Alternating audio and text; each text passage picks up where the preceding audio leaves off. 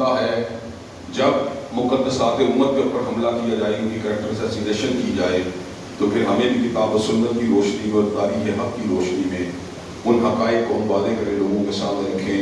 اور ان کے ذہن کے اندر پیدا ہونے والے شکوک و شبہات کو دور کرنے کی کوشش کریں جو ان مقدس ہستیوں کے بارے میں پیدا کرنے کی کوشش کی جاتی ہے، جو دین کے پہلے کیریئر ہے،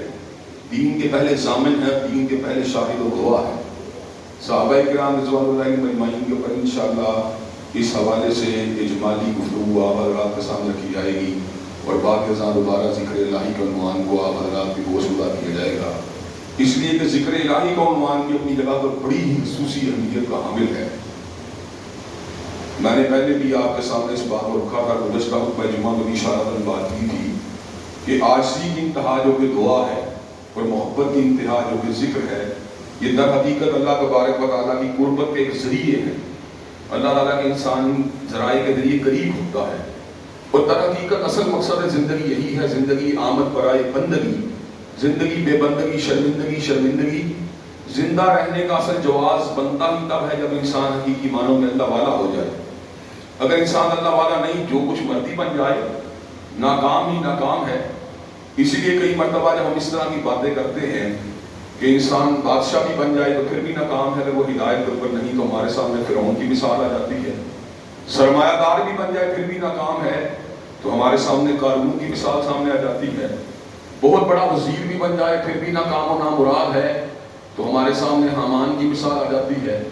اگر بہت بڑا جاگیردار ہو پھر بھی ناکام ہے، ہمارے سامنے شداد کی مثال آ جاتی ہے۔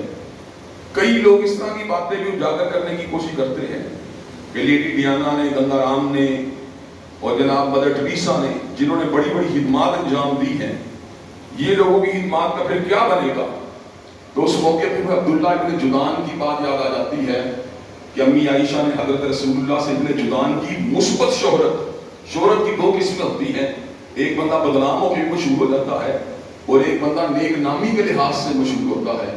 تو عبداللہ ابن جدعان جو تھا وہ بڑا ہی ایک مثبت اعتبار سے مشہور تھا، اس لیے کہ اس نے مہمان نوازی کے لیے لوگوں کے دسترخوان قائم کیے، غریبوں کی حمایت کی، بھوکوں کو کھانا کھلایا، پیاسوں کو پانی پلایا۔ حضرات گرامی قدر یہ اوصاف ہیں جو اگر کسی انسان میں موجود ہو تو بظاہر وہ بڑے ہی اونچے رتبے والا بندہ ہوتا ہے، لیکن حضرات گرامی قدر ان اچھے اوصاف کے باوجود اس کا انجام کیا ہوا؟ جب وہ الہیت سے دور تھا، جب وہ اللہ تبارک و تعالیٰ کی وحدانیت سے دور تھا، جب یوم حساب کی فکر سے دور تھا، تو انجام کیا ہوا؟ امی عائشہ نے حضرت رسول اللہ صلی اللہ علیہ وسلم پوچھا کہ عبداللہ ابن جدعان جنت میں جائے گا؟ تو حضرت رسول اللہ صلی اللہ علیہ وسلم کیا ارشاد فرماتے ہیں؟ عائشہ عبداللہ ابن جدعان نے کبھی نہیں کہا تھا کہ اللہ میری خطاؤں کو قیامت کے دن معاف کر دے۔ حضرات گرامی قدر گویا کہ حضرت رسول اللہ نے واضح فرما دیا کہ عبداللہ ابن جدعان جو ہے اپنی بہت سی اچھی خصائص اور مسائل کے باوجود جنت میں اس لیے نہیں جائے گا کہ اس نے کبھی آخرت کے لیے تگودو ہی نہیں کی۔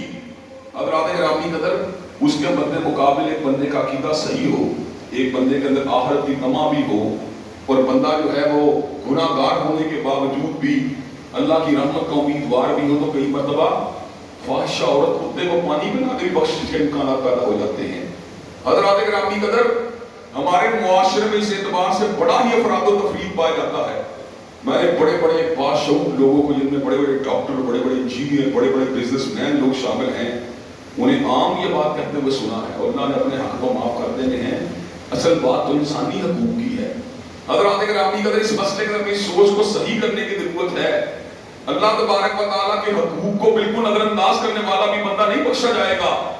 اسی طرح انسانوں کے حقوق کو طلب کرنے والا بندہ بھی کامیاب نہیں ہو سکتا۔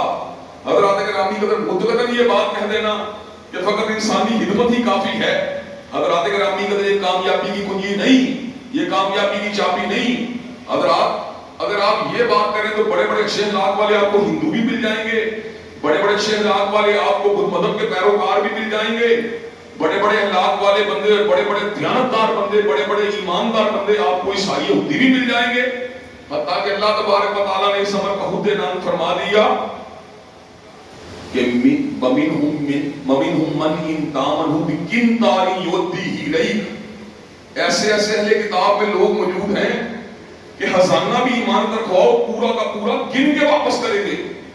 حضرات گرامی قدر اللہ تبارک و تعالیٰ آپ کو پتا ہے حق بات کرتے ہیں، لیکن آپ مجھے یہ بات بتلائیے وہ جو خزانے کو پورا کا پورا گن گن کے واپس پلٹانے والے جو گن سارا ہیں، کیا وہ جنت میں چلے جائیں گے؟ نہیں، چونکہ ان کا اللہ کی توحید کے اوپر ایمان نہیں ہے،